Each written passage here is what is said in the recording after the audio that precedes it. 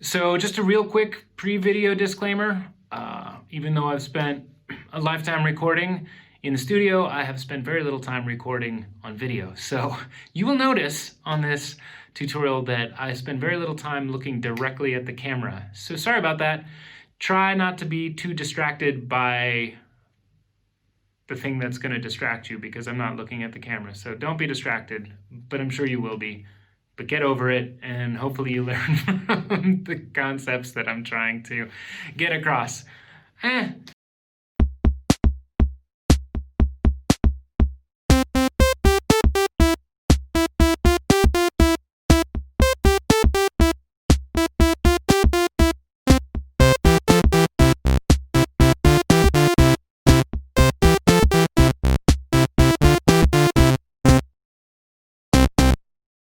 I spent absolutely no expense for that.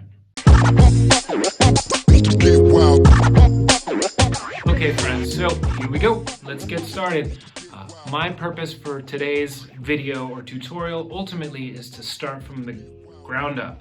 What do you need to get in order to start the process of actually recording yourself from home? And to do a good job of it. Now, let's just get out of the way. I do music as a profession.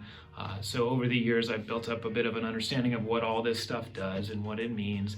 You don't need to have this to get started off. I started recording in basically a one-bedroom apartment in LA with headphones and decided this is something I needed to do. So I'm gonna start there. There's a couple topics I really want to bring to light, because there's a lot of terms you probably don't understand. One, the concept of software. The second, the concept of hardware. Third, that will lead you to what kind of microphone or microphones you'll want to pick up. And third, basically show you some different types of headphones. Headphones will act as monitoring devices, kind of like speakers. And when you record, you don't want to have loudspeakers because that will get in the microphone and create a crazy weird amount of feedback, and it just doesn't work. So you record, you guys know this, on headphones and all that stuff. All right, and all this stuff is for listening back. Now you don't need speakers to start off with recording. Speakers help when you're starting to learn how to edit and mix and you want to hear differently, but we'll talk about that briefly. But at the very start, I want to just expose you to some terms. All right, so right off the bat, you guys are going to hear a term thrown around significantly if you go on YouTube and you start looking for what devices to get, and that term is DAW, D-A-W. It actually took me a long time to actually figure out what that meant, but it stands for Digital Audio Workstation. That is a fancy, dumb, nerdy term of saying recording software. What program are you going to use? And programs like Microsoft Word, Excel, Pages, whatever. What program are you going to use to actually physically record into, so that you can send Damien or whoever's mixing an audio file of you singing, playing guitar? All right, so there are a number of different DAWs out there. Some you can spend a lot of money for, some are free. And you will most likely download onto your computer, whether it's a Mac or a PC or whatever, and you will have that piece in place first, something to record into.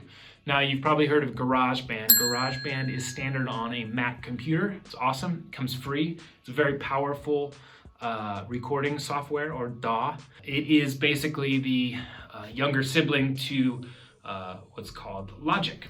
Logic is a software program that is really beefy, and you'll find it at any multi-million-dollar studio facility in the world, alongside Pro Tools. These are probably recording software programs you've already heard of. GarageBand comes stock on a Mac, but it will not work on a PC, because that's the way Mac does things, as we all know. There are other programs that are free, downloadable programs that work across platforms. I work in Pro Tools primarily, and Pro Tools is an expensive program. Anytime you spend more money on something, you get more capability out of it. If you spend money on software, then you get more bells and whistles and things to affect your sound. If you spend money on a recording interface, which we'll discuss in a second, you'll get more sound quality out of it. The more money you spend, the more quality theoretically goes along with it. So what I've found, Pro Tools has a free version. You can check it out. There are other kind of go-to programs for the starter home studio scenario. There's Audacity, which is kind of at the top of the list of what I saw that people tend to use, especially if you're not recording lots of things. Traction is one, SoundBridge, Cakewalk, Cubase, and there are a number of others. It kind of becomes about what computer you're working from, or iPad even, and which one seems like you could sort of understand. It's sort of like learning a language to learn how to use these programs, as you guys know. Online, there are lots of tutorials for any one of these. And you can go to YouTube, and once you sort of settle on your DAW or your software, you can go online and learn the tricks, shortcuts, how to use it. Again, if you have a Mac, roll with GarageBand. If you don't, take a look at Audacity as a good place to start. Or my recommendation, because I love it, is Pro Tools. Like I said, they make a free version. Now, one thing you might want to think about, for those of you who are thinking, gosh, down the line, I'd like to do maybe a little bit more with my recording instead of just recording a vocal for a Sunday morning or something. As you go further along in your recording, which I hope you do, you're going to want kind of stronger and more versatile software. So one of the things to think about is, what are the industry standards? What is in every studio? You're going to find Pro Tools and Logic primarily. So think about those programs as something that you don't have to invest in now, but something you might start to invest in the future, and what they come with, what options they provide. So that's your digital audio workstation, or DAW. The next thing you're going to want to think about is recording into it. Now, there's a couple things that you can do. One, you'll get a microphone, all right?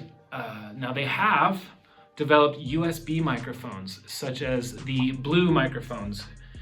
You've seen a lot of, and most companies, most microphone companies are developing USB microphones, and the benefit is you have the potential to just record directly into your computer with a USB microphone, or you can get what's called an audio interface. Now, an audio interface is like a little separate box that sits on your desk, or, in your hand. They make them awfully small, and usually they have one microphone or instrument input, sometimes two. You can use that and go through that box. You have a little bit more adjustment capabilities. Very frequently they sound better and will get you better audio quality than if you use a USB microphone directly into your computer. Now, there are a number of different ones out there, and I tried to keep the budget for those basically around 1,500 Rand or $100, basically around that vicinity. Now, there are obviously ones that are less expensive and ones that are more expensive, and when you spend more money, certainly you get higher quality. Now, there are some YouTube videos I want to point your direction to, where some guys are fantastic that will teach you more detailed specifics about these different interfaces.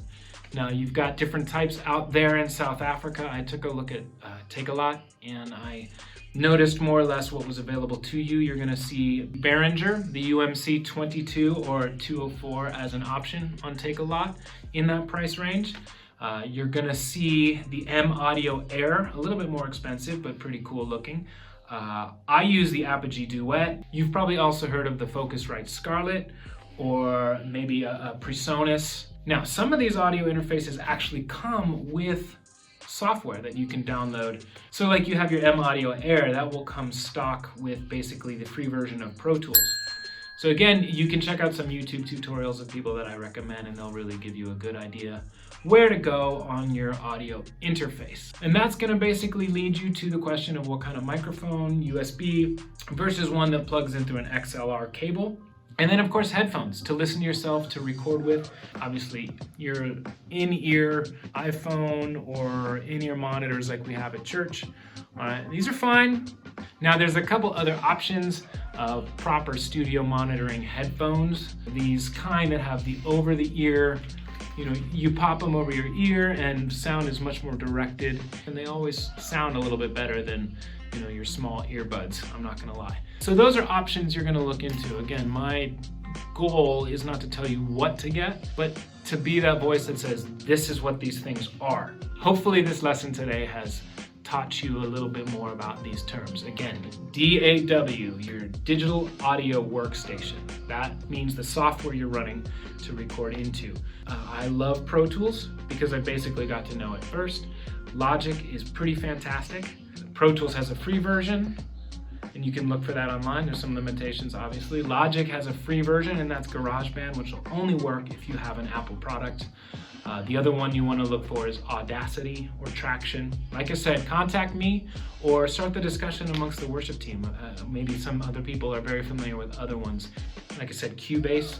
I don't think Cubase has a free version, though. And then, of course, we talked a little bit about your audio interface. Are you going to get a little box with a couple channels that takes your microphone sound, translates it, gives you some opportunity to twist some knobs to go into your computer? Are you going to think about a proper studio microphone that requires an XLR cable and phantom power? Oh my gosh, terms we'll talk about in the next video.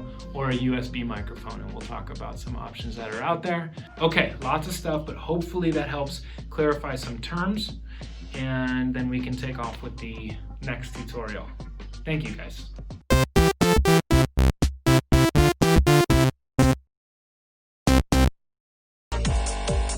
Oh, and yes, the YouTube tutorials that I found that I recommend, some people who go into a little bit more depth about different products. This one dude I found, Sanjay C. You can find him here. I actually like the way he does it.